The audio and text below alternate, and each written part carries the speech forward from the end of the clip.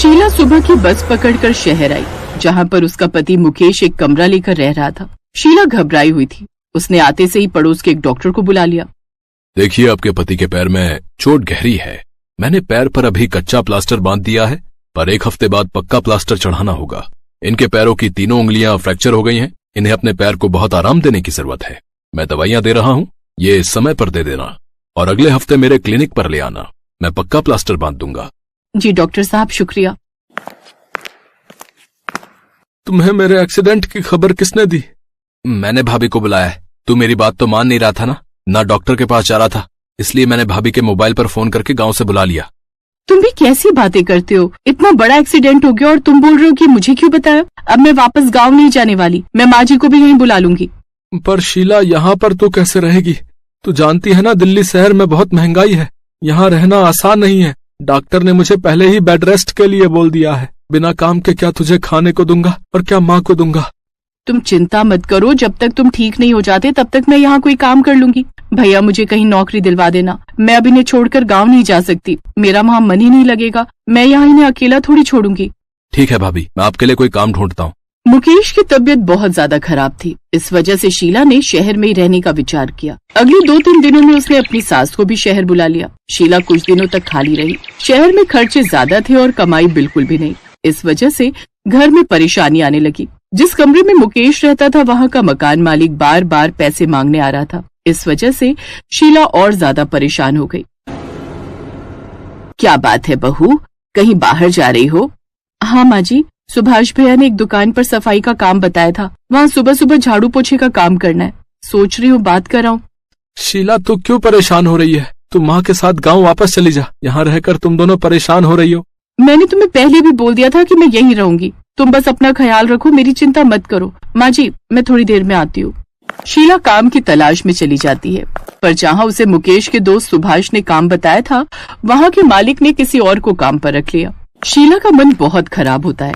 उसे पता था कि वो घर लौटेगी तो मकान मालिक दरवाजे से उसे टोक देगा। सड़क पर चलते चलते इसी सोच में अचानक शीला चक्कर खाकर गिर जाती है। तभी एक आदमी उसे संभालता है। अरे अरे दीदी, क्या हुआ? आप ठीक तो ना? हाँ भैया जी, मैं ठीक हूँ। पता नहीं, शायद चलते चलते चक्कर आ गए। कुछ पानी वगैरह लोगे दीदी? नहीं भैया जी, मैं बस घर जाऊंगी। आपका बहुत बहुत धन्यवाद। शीला निराश होकर घर लौट आती है। उस दिन भी उसे कोई काम नहीं मिला था। उसी शाम सुभाष भी मिलने आता है। सुभाष के हाथ में एक पैकेट था। उसने वो पैकेट शीला को पकड़ाया। ये लो भाभी, ये कुछ खाने का लाया था। ये क्या है भैया? अरे भाभी, क्या बताऊं, मेरा दोस्त है नीरज। उसने उत्तम नगर की तरफ मूंगलेट का ठेला लगाया है। आजकल मूंगलेट बहुत फेमस है। ये खाने में बहुत स्वादिष्ट होता है। मैं तो जब भी उत्तम नगर जाता हूँ, अपने दोस्त से ये मूंगलेट बनवा कर लाता हूँ। जैसे अंडे का आमलेट बनता है ना, वैसे ही मूंग दाल का मूंगलेट बनता है। दाल को भिगोकर पीसकर और फिर बढ़िया तरीके से उसका तवे पर मूंगलेट बनाया जाता है। मेरा दोस्त बहुत अच्छी कमाई कर रहा है इस लाइन में। पर हमारे इधर जमुना पार साइड दिल्ली में अभी कोई ठेला नहीं लगा है मूंगलेट का। अच्छा, खाने में भी बड़ा स्वाद है। सुभाष भैया, अगर मैं मूंगलेट का ठेला लगाऊं तो क्या ये चल जाएगा? जो काम आपने मुझे बताया था वो तो मिला नहीं। आइडिया तो अच्छा है भाभी। हमारे इधर बाजार में कोई भी मूंगलेट का ठेला नहीं लगाता। आप कहती हो तो मैं अपने दोस्त से पूछ लेता हूँ कितना खर्चा आएगा और क्या क्या तरीका है इसको बनाने का, और बढ़िया तरीके से बता देगा वो। अब शीला को मूंगलेट का ठेला लगाने के लिए जगह और पैसों की जरूरत थी। शीला के पास सोने की बालियां थीं। उसने उन्हें बेचने का विचार किया। बहू, तू अपनी सोने की बालियां बेच देगी तो कानों में क्या पहनेगी? माँ जी, इस समय मेरा ये बालियां बेचना बहुत जरूरी है। मुझे पैसों की जरूरत है। मैं मूंगलेट का ठेला लगा रही हूँ।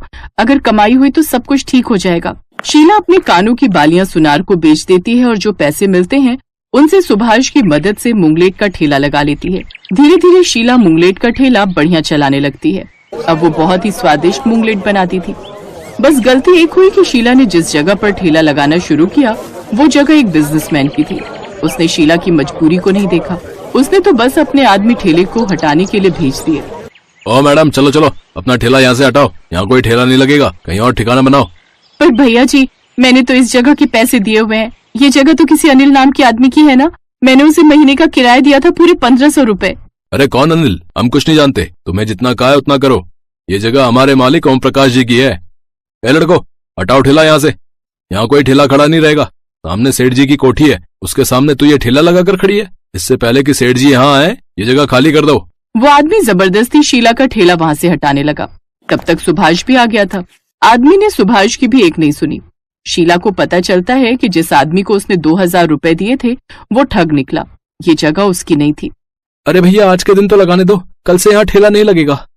भैया मेरा बहुत पैसा लगा हुआ है, अगर आज मैंने ठेला नहीं लगाया तो मेरा बहुत नुकसान हो जाएगा। मैं रोज की ही कमाई करती हूँ, बहुत मुश्किल से पैसे कमा रही हूँ, ऐसा मत करो, मेरा ठेला यहाँ से मत हटाओ। सेठ के आदमी ठेला हटा रहे थे, तभी वहाँ एक कार आकर रुकती है और उसमें से एक आदमी बाहर निकलता है। अरे दीदी आप, क्या हुआ, ये शोर कैसा? भैया जी मेरी मदद करो, ये आदमी मेरा ठेला यहाँ से हटा रहे हैं, मुझ गरीब की मदद करो भैया जी। क्या बात है नरेश, पीछे हटो, कोई ठेला नहीं हटेगा। पर साहब मालिक ने बोला है ठेला हटाने के लिए। उसकी तुम टेंशन मत लो, पापा से मैं बात कर लूंगा, इन दीदी का ठेला नहीं हटेगा। शीला की मदद करने वाला आदमी वही था जिसने कुछ दिन पहले जब शीला बेहोश हुई थी तब भी उसकी मदद की थी।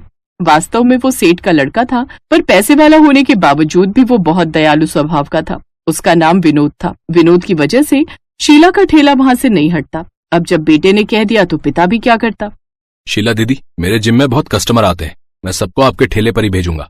मैं जानता हूँ ये मूंगलेट प्रोटीन से भरा हुआ है और आप वैसे भी बहुत कम तेल का बनाती हो, आपकी बहुत अच्छी कमाई हो जाएगी। मेरे से जितना हो सकेगा मैं आपकी मदद करूंगा। भैया जी आज के जमाने में आपके जैसे फरिश्ते भी मौजूद हैं, ये मैंने अपनी आंखों से देख लिया। आपका बहुत बहुत धन्यवाद। विनोद की वजह से शीला की कमाई और बढ़ जाती है। विनोद को ईस्ट दिल्ली एरिया में बहुत से लोग जानते थे। कुछ ही समय में शीला का मूंगलेट का ठेला हर जगह मशहूर हो गया। धीरे धीरे शीला की मेहनत रंग लाई। मुकेश भी बहुत खुश था कि उसे शीला जैसी पत्नी मिली। शीला गांव से आई थी और दिल्ली आकर उसने हिम्मत से काम लिया और आज उसकी उसी हिम्मत ने उसकी सारी परेशानियां दूर कर दी। शीला के मुश्किल समय में जिसने भी मदद की थी वो सबको दिल से धन्यवाद कहती है।